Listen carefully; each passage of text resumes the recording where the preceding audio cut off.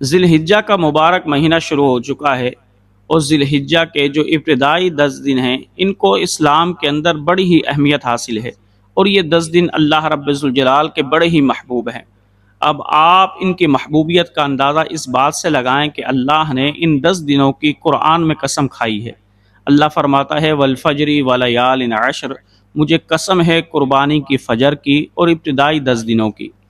اب اللہ رب ذوالجلال جب قسم کھا رہا ہے تو آپ اندازہ لگائیں ان 10 دنوں کی کتنی اہمیت ہوگی اللہ کی بارگاہ میں، اور ان 10 دنوں کے اندر کون کون سے ایسے اعمال ہیں کہ جو ہم کریں تو ہمیں اللہ کے رب ذوالجلال کی رضا حاصل ہو جائے، اور اللہ ہمارے گناہوں کی مغفرت فرما دے، اور اللہ رب ذوالجلال ہمیں ڈھیروں ثواب عطا فرمائے۔ وہ کون کون سے اعمال ہیں؟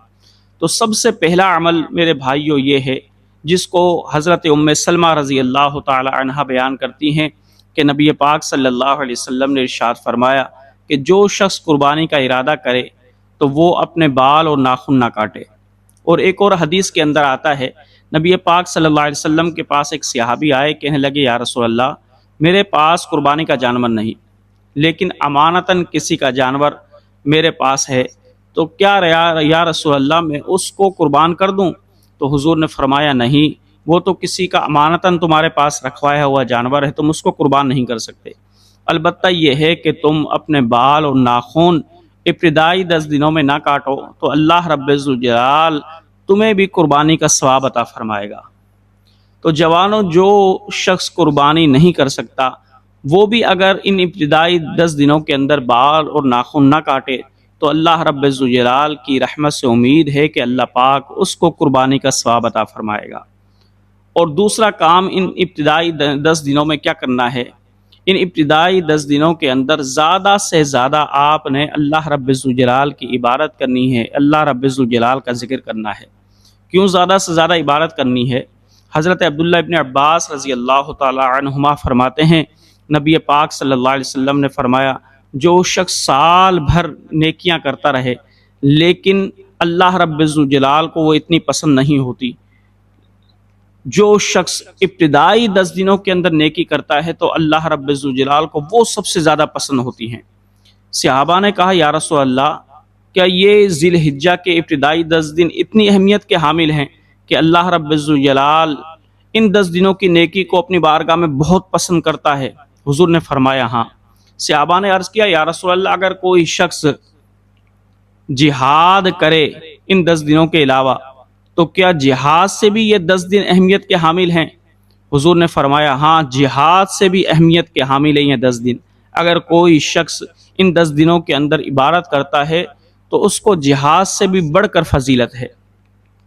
لیکن حضور نے فرمایا اگر کوئی شخص اپنی جان اور مال لے کر اللہ کی راہ میں نکلے اور وہ شہید ہو جائے، بہرحال وہ افضل ہے۔ تو اس حدیث سے بھی جوانوں یہ پتہ لگتا ہے کہ کوئی شخص اگر ان ابتدائی 10 دنوں کے اندر اللہ کی عبادت کرتا ہے، ذکر کرتا ہے، تو اللہ رب ذوالجلال اس عمل کو بہت ہی پسند فرماتا ہے۔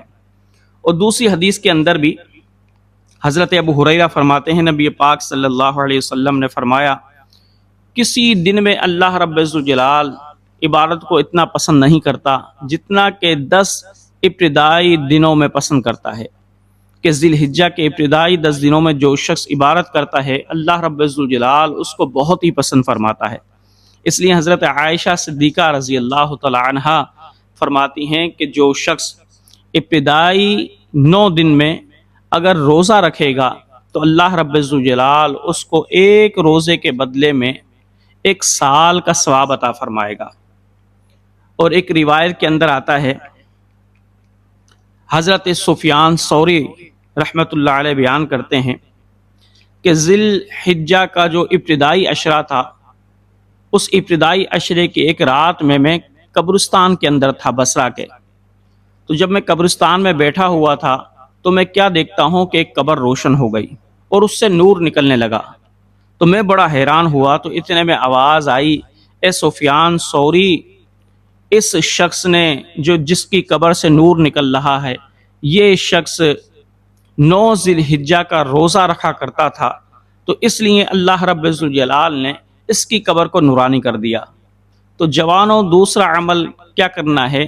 آپ نے روزہ رکھنا ہے، اور تیسرا عمل کیا کرنا ہے؟ اللہ رب الجلال کا زیادہ سے زیادہ ذکر کرنا ہے۔ اور ایک روایت کے اندر آتا ہے، نبی پاک صلی اللہ علیہ وسلم کی بارگاہ میں ایک شخص آیا کہ جو عام دنوں کے اندر گانے بجانے کا شوقین تھا، لیکن اس کی عادت کیا تھی کہ جب ذی الحجہ کا چاند نظر آ جاتا تو وہ روزے رکھنا شروع کر دیتا۔ حضور علیہ الصلوۃ والسلام نے اس شخص کو بلایا اور پوچھا کہ تم ان ابتدائی جو 9 دن ہیں ذی الحجہ کے، اس میں روزہ کیوں رکھتے ہو؟ تو اس نے عرض کیا، یا رسول اللہ، یہ دن حج کے دنوں میں سے ہیں، اور مجھے یہ بات پسند آئی کہ میں اللہ رب الجلال کے حاجیوں کی طرح نیک اور شریف ہو جاؤں اور اللہ رب الجلال کی بارگاہ میں دعا کروں، اور میں یا رسول اللہ ان ابتدائی 9 دنوں میں روزہ بھی رکھتا ہوں۔ حضور علیہ الصلوۃ والسلام نے پھر فرمایا، تجھے پتہ ہے کہ تجھے یہ روزے رکھتا ہے اللہ رب الجلال اس کا ثواب تجھے کتنا عطا فرماتا ہے؟ پیارے آقا نے فرمایا، ہر دن کے روزے کے بدلے میں اللہ رب الجلال تجھے 100 غلام آزاد کرنے، 100 اونٹ صدقہ کرنے اور 100 گھوڑے اللہ کی راہ میں قربان کرنے کا ثواب عطا فرمائے گا۔ پھر آپ نے فرمایا، اگر تو 8 ذی الحجہ کا روزہ رکھے گا تو اللہ رب الجلال ایک روزے کے بدلے میں 1000 غلام آزاد کرنے، 1000 اونٹ صدقہ کرنے اور 1000 گھوڑے اللہ کی راہ میں دینے کا تجھے ثواب عطا فرماتا ہے، یعنی ایک روزے سے اتنا ثواب عطا فرماتا ہے۔ پھر آپ نے فرمایا، اگر تو عرفہ کا روزہ رکھے گا تو اللہ رب الجلال تجھے 2000 غلام آزاد کرنے، 2000 اونٹ اللہ کی راہ میں صدقہ دینے اور 2000 گھوڑے اللہ کی راہ میں قربان کرنے کا ثواب عطا فرمائے گا۔ اور پیارے آقا نے فرمایا، پھر اللہ پاک تیرے سال گزشتہ کے اور آئندہ کے روزوں کا تجھے ثواب بھی عطا فرمائے گا، یعنی پورے سال کا ثواب بھی تجھے عطا فرمائے گا اور تجھے اتنی تجھے نیکیاں بھی ملیں گی۔ تو میرے بھائیوں، اس سے کیا پتہ لگا؟ اس سے یہ پتہ لگا کہ یہ ابتدائی جو 10 دن ہیں یہ بڑی ہی اہمیت کے حامل ہیں، اس کے اندر زیادہ سے زیادہ عبادت کرنی چاہیے، اور زیادہ سے زیادہ ان ابتدائی دنوں میں جو 9 دن ہیں اس میں روزے رکھنے چاہیے، تاکہ ہر روزے کے بدلے میں آپ کو 1 سال کا ثواب بھی ملے، اور ان روزوں کے بدلے میں اللہ آپ کے گزشتہ گناہوں کو معاف بھی فرما دے۔ اور ایک اور روایت کے اندر آتا ہے، نبی پاک صلی اللہ علیہ وسلم نے ارشاد فرمایا کہ جو شخص بھی ان دنوں کے اندر روزے رکھتا ہے، اللہ پاک اس کے چہرے کو قیامت کے روز نورانی کر دے گا۔ وہ نورانی کیسے کر دے گا؟ ایک بزرگ فرماتے ہیں کہ میں نے خواب کے اندر دیکھا کہ قیامت قائم ہو گئی ہے، تو میں نے اپنے دوست کو دیکھا کہ میرے دوست کے آگے 10 نور چل رہے تھے اور میرے آگے فقط 2 نور چل رہے تھے۔ تو میں نے اپنے دوست سے کہا کہ اللہ کے بندے، تو نے دنیا کے اندر ایسا کون سا عمل کیا کہ تیرے آگے 10 نور چل رہے ہیں؟ تو آواز آئی کہ اس نے 10 سال تک برابر عرفہ کا روزہ رکھا، اور اے شخص، تو نے عرفہ کے صرف فقط 2 سال روزے رکھے، اس لیے تیرے ساتھ 2 نور ہیں اور تیرے دوست کے ساتھ 10 نور ہیں۔ اللہ اکبر۔ تو اس سے معلوم ہوا کہ ان ابتدائی 9 دنوں کے اندر روزہ رکھنے کی بھی بڑی فضیلت ہے۔ اور تیسرا عمل کیا ہے؟ قربانی کرنا۔ پیارے آقا علیہ الصلوۃ والسلام کی بارگاہ میں صحابہ بیٹھے ہیں، صحابہ نے عرض کی، یا رسول اللہ، یہ قربانیاں کیا ہیں؟ حضور نے فرمایا، یہ حضرت ابراہیم کی سنت ہے۔ صحابہ نے کہا، یا رسول اللہ، اس سنت کو ادا کرنے میں ہمیں کیا ملے گا؟ حضور نے فرمایا، ہر بال کے بدلے میں ایک نیکی ملے گی۔ صحابہ نے عرض کیا، یا رسول اللہ، اون کا کیا حکم ہے؟ حضور نے فرمایا، اللہ کی رحمت بڑی وسیع ہے، ہر اون کے بال کے بدلے میں بھی اللہ رب الجلال تمہیں ایک نیکی عطا فرمائے گا۔ اور ایک روایت میں ہے، پیارے آقا علیہ الصلوۃ والسلام نے فرمایا، 10 ذی الحجہ کو قربانی والے دن کوئی عمل اللہ کو محبوب نہیں ہے جتنا کہ اس کی راہ میں خون بہانا اللہ کو محبوب ہے۔